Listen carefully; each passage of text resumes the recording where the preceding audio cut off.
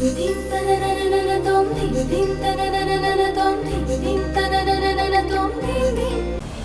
ఆస్తిలో సిద్ధు కూడా బాగా ఉంది కదా, వాడి సంతకం లేకుండా ఇది ఎలా చెల్లుతుందనే కదా నీ డౌట్.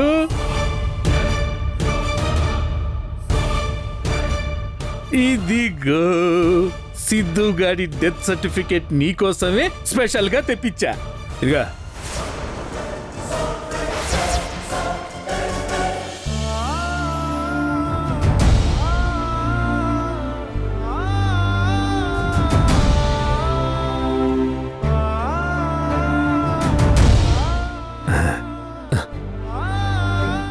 నువ్వు బాధపడుకున్నంత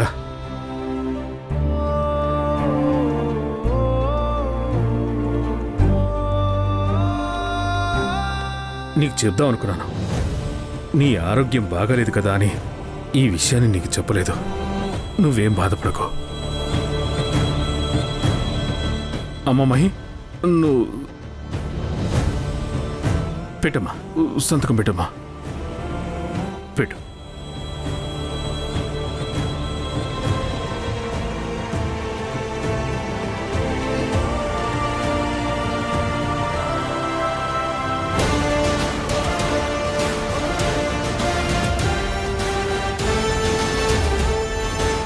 అమ్మా, నేను లగేజ్ సర్దుకొని తీసుకొస్తాను.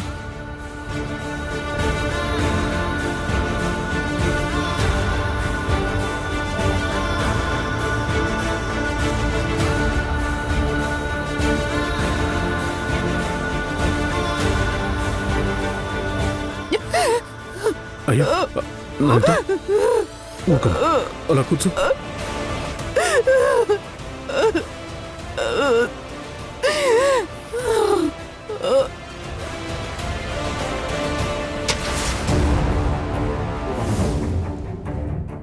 ఇక నా ఆస్తి నా దగ్గరికి రాకుండా, ఈ ఇంట్లో నుంచి వసుంధర బయటికి వెళ్లకుండా ఆ పైవాడు దిగొచ్చిన ఆపలేడు.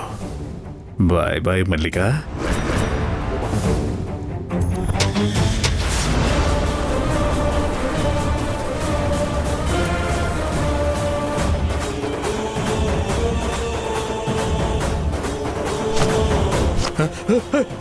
మల్లిక, ఏం చేస్తున్నావు?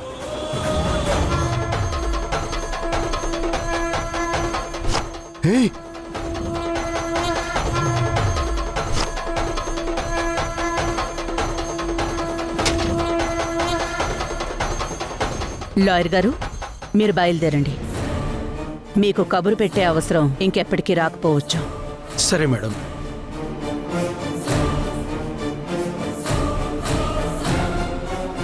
మల్లిక, ఏంటి మరి చిన్నపిల్లలాగా? నువ్వు సర్టిఫికెట్ చెప్పేస్తే ఇంకోటి తెచ్చుకోలే అనుకుంటున్నావా? నువ్వు మీ లాయన్ని పంపించేస్తే మేము ఇంకో లాయన్ని తెచ్చుకోలే అనుకుంటున్నావా? నేను అస్సలు ఎక్స్పెక్ట్ చేయలేదు మల్లిక. నువ్వు చాలా తెలివైందాను అనుకున్నాను మల్లిక.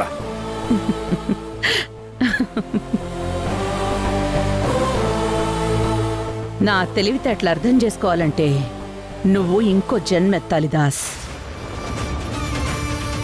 ఇక టాపిక్లోకి వద్దాం. ఆ సర్టిఫికెట్ చెల్లదు దాసు.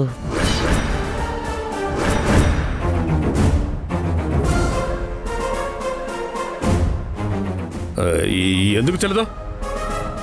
నా భార్య సంతకం పెట్టింది కాబట్టి చెల్లుతుంది. ప్రతాప్ నందితకి మాటిచ్చాడు. తన కొడుకు ఎక్కడున్నా వెతికి తెచ్చి తన ముందు నిలబెడతాను అని.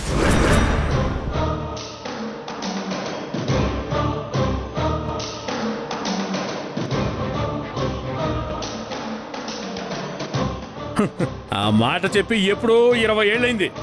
కాలం మారిపోయింది, మనుషులు కూడా మారిపోయారు. కాలం మారితే మారచ్చు దాస్, కానీ ఇచ్చిన మాట మారదు. ఎందుకంటే అక్కడ మాటిచ్చింది దాస్ కాదు, ప్రతాప్.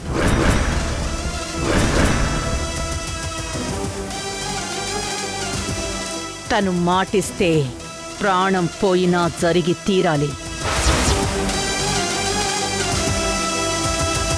అయినా తను మాటిచ్చింది ఎవరికో తెలుసా? తనకి ప్రాణానికి ప్రాణమైన సొంత చెల్లెలికి.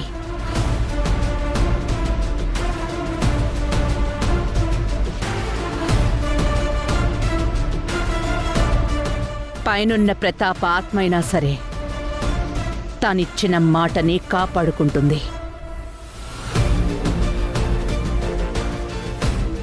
నువ్వు మళ్ళీ ఏదో కొత్త డ్రామా ప్లే చేస్తున్నావు మల్లిక. కొత్త డ్రామా కాదు దాస్,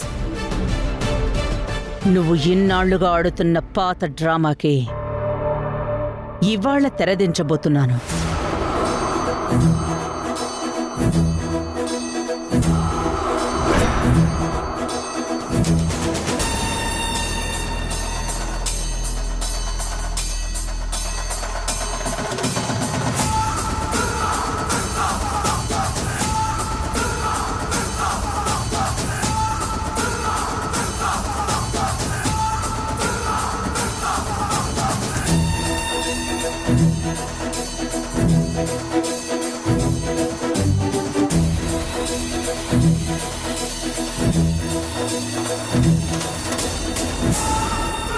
ప్రతి రాఖీ పండక్కి మీ అన్నయ్య ఫోటో ముందు రాఖీ పెడతావు కదా నందిత.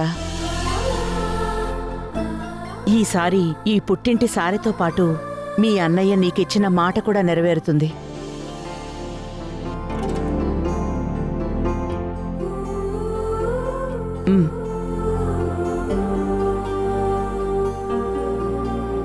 తీసుకో నందిత.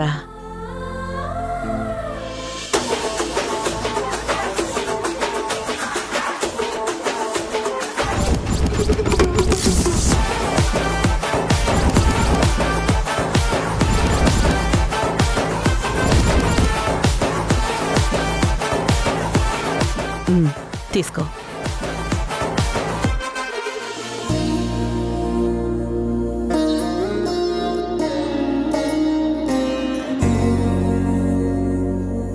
అమ్మా అమ్మా అమ్మా అమ్మా.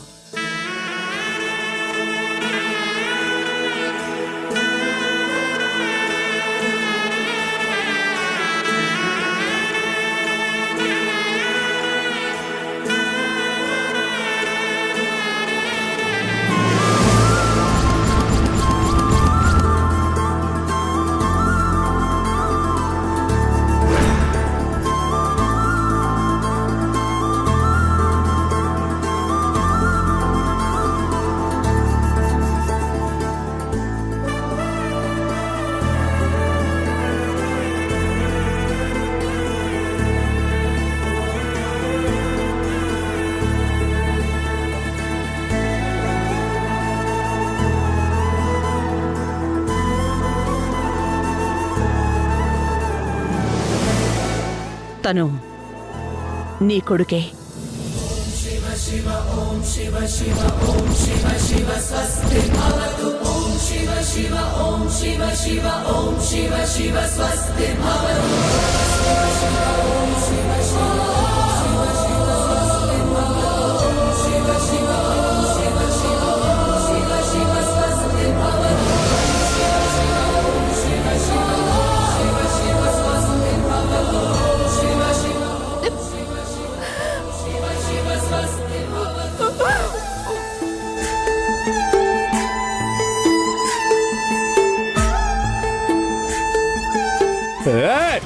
ఇదేలా సాధ్యం?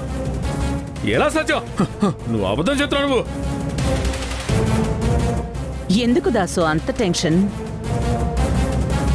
ప్రతాప్ అనుకుంటే ఏదైనా సాధ్యమే అవుతుంది.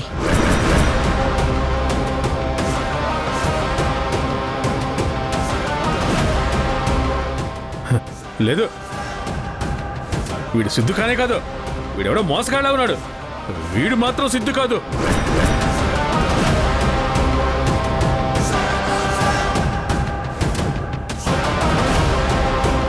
వాడు సిద్ధు కాదు అనడానికి నీ దగ్గర ఏదైనా ఒక్క ఆధారం ఉందా దాస్?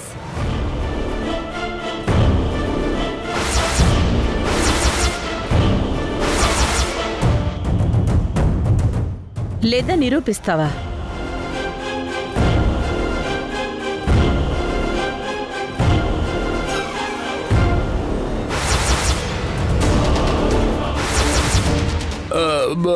పోనీ వీడే సిద్ధు అనడానికి నీ దగ్గర ఏమైనా ఆధారం ఉందా? నువ్వు నిరూపించగలవా?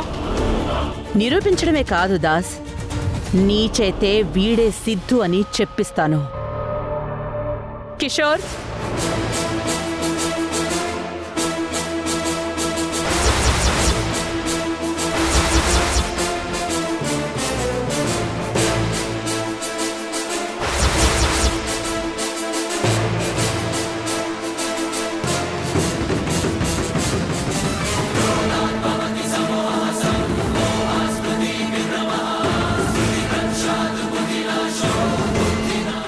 దాస్, ఇతన్ని గుర్తుపట్టావా?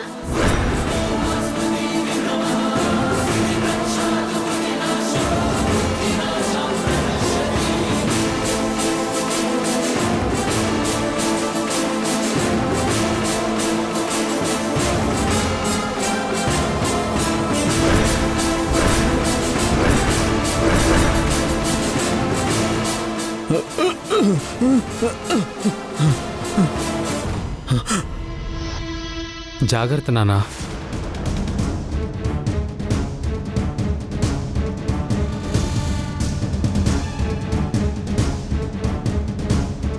బాగున్నావా బావా?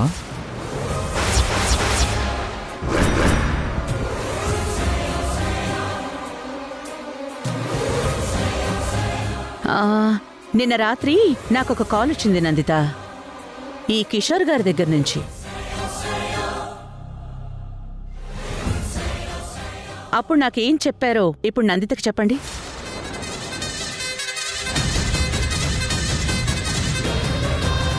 నమస్కారం అండి, నా పేరు కిషోర్. నేను భాస్కర్, శంకర్, దాస్ చిన్నప్పటి నుంచి స్నేహితులం. కానీ మా కుటుంబం పరిస్థితుల వల్ల నేను 18 ఏళ్లప్పుడే ఊరొదిలి వెళ్ళిపోయాను. అక్కడ ప్రభుత్వ ఆసుపత్రిలో ఉద్యోగం చేస్తున్నాను. కానీ ఊరికొచ్చినప్పుడల్లా మేమందరం కలుస్తూనే ఉండేవాళ్ళం.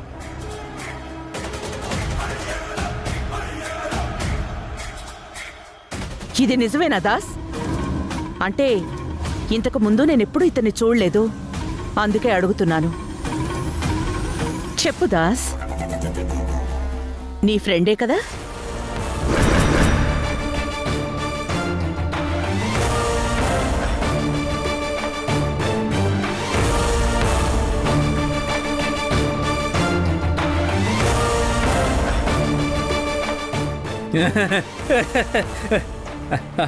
నా ఫ్రెండే.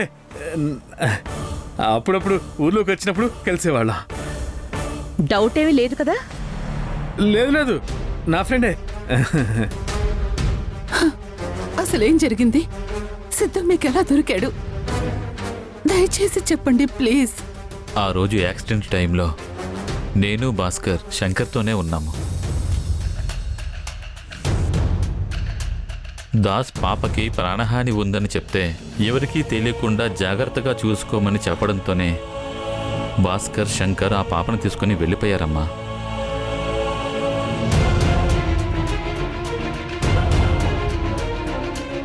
ఆ తర్వాత కొన్ని రోజులకి నేను హాస్పిటల్లో పనిచేస్తుండగా గదిలో అపస్మారక స్థితిలో ఉన్న సిద్ధును చూసి అక్కడ నర్సును అడిగితే తను ఈ పేషెంట్ని ఎవరో జాయిన్ చేసి వెళ్ళిపోయారని, తలకి దెబ్బ తగిలి 2 వారాలుగా కోమాలో ఉన్నాడని చెప్పింది.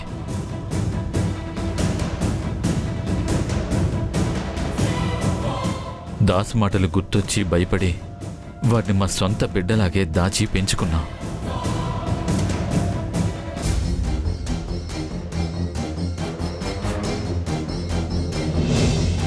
కానీ సిద్ధు మాత్రం ఎప్పుడూ మిమ్మల్ని తలుచుకుంటూనే ఉండేవాడమ్మా. సంవత్సరాలు గడుస్తున్నా సిద్ధులో దిగులు పెరుగుతుందే తప్ప తగ్గలేదు.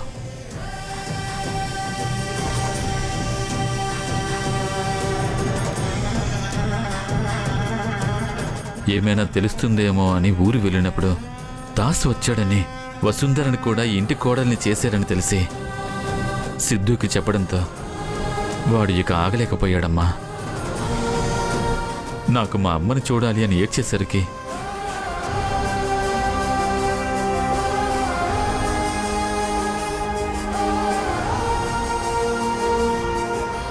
తట్టుకోలేక మల్లికా మేడంకి కాల్ చేసి ఇక్కడికి తీసుకొచ్చానమ్మా.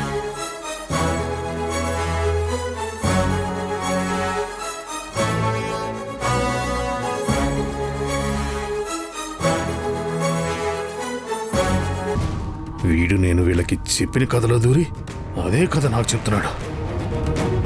దాస్, నువ్వు చెప్పు, తన మాట నమ్మచ్చా?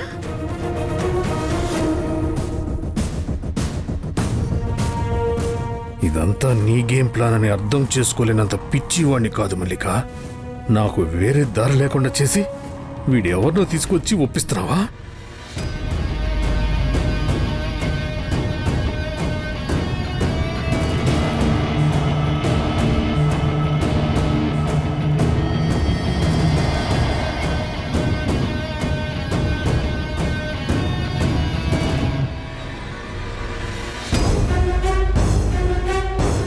నీకోసమే బావా ఇదంతా చేశాను.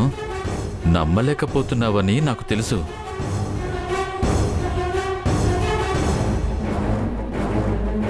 పోనీ మనకి మాత్రమే తెలిసిన ఇంకొన్ని విషయాలేవైనా చెప్పమంటావా బావా?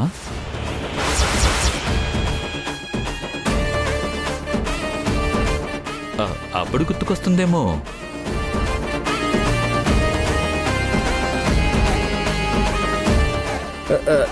నందిత, వీడు నిజంగానే నీ కొడుకు సిద్ధు. సిద్ధు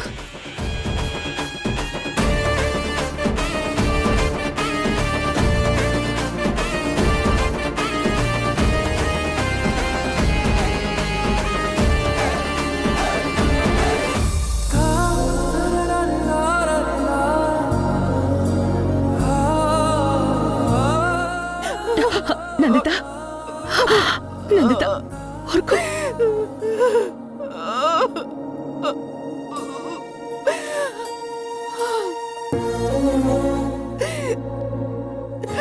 సిద్ధు, అయ్యో.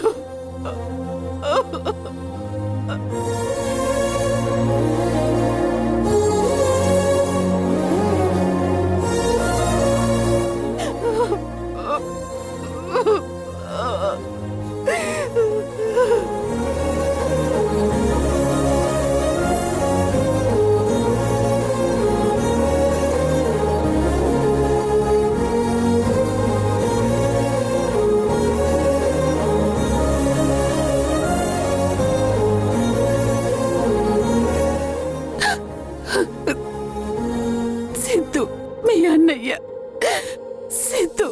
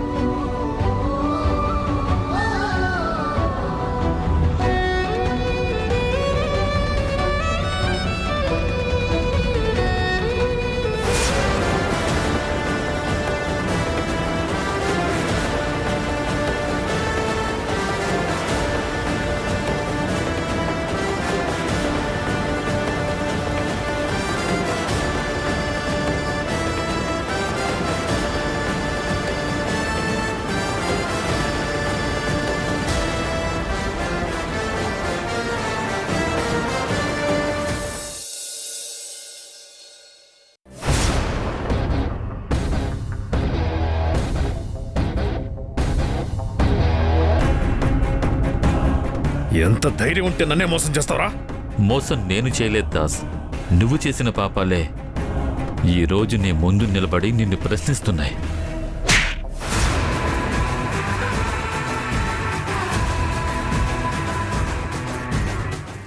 అవును, సిద్ధుని నేనే చంపాను. ఆ శవాన్ని పూడ్చిపెట్టమని నీకే చెప్పి వెళ్ళిపోయాను. ఇప్పుడు చనిపోయిన వాడు తిరిగి వచ్చాడని చెప్పి నన్ను భయపెట్టాలని చూస్తావా? నీ జీవితంలో నువ్వు చేసిన అతిపెద్ద పొరపాటు నువ్వు అనుకున్నది నిజమని నమ్మేయడం. నేను నీ మాట వినలేదు. సిద్ధు ఇంకా చావుతో పోరాడుతున్నాడు. వెంటనే హాస్పిటల్కి తీసుకెళ్లాను. కానీ అప్పటికే ఆలస్యమైంది. ఎక్కువసేపు ఆక్సిజన్ అందకపోవడంతో సిద్ధు కోమాలోకి వెళ్ళిపోయాడు. కోమాలోకా? అవును, దాదాపు 2 సంవత్సరాలు. 2 సంవత్సరాలు డాక్టర్లు ఆశలు వదిలేశారు. కానీ నేను వదలలేదు. ప్రతిరోజు హాస్పిటల్కి వెళ్ళేవాడిని. నా అక్కని కాపాడుకోలేకపోయాను. కనీసం ఆమె చావుకి ప్రతీకారమైన తీర్చుకోవాలనుకున్నాను. సిద్ధు బతకాలనుకున్నాను. చివరికి సిద్ధు కళ్ళు తెరిచాడు. కానీ శరీరం మాత్రమే బతికింది. మనసు మాత్రం పూర్తిగా విరిగిపోయింది. కన్న తండ్రే తనని చంపాలనుకున్న నిజం వాడిని ప్రతిరోజు చంపేది. ప్రతిరోజు రాత్రి నాన్న నన్ను చంపొద్దు, నాన్న నన్ను చంపొద్దు అని అరుస్తూ లేచేవాడు. ఒకరోజు నన్ను చూసి, మావయ్య నేనెందుకు బతికాను అని అడిగాడు. నేనొక్కటే చెప్పాను, నీ భయాన్ని నువ్వు జయించిన రోజే నీ తండ్రి పతనం మొదలవుతుంది అని.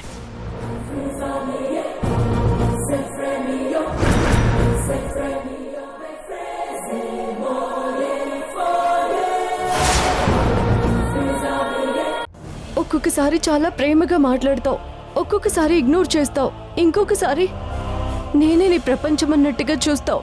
ఎందుకు ఇలా బిహేవ్ చేస్తున్నావు? మహి ఆపు. అనవసరంగా ప్రేమ ప్రేమ అంటూ దేబ్రించుకుంటూ నా చుట్టూ తిరగకు Mahi. I don't love you. ఏందమ్మా? అమ్మా ప్లీజ్ అమ్మా, మనం ఇప్పుడే వెళ్ళిపోదామమ్మా. అసలేం జరిగింది?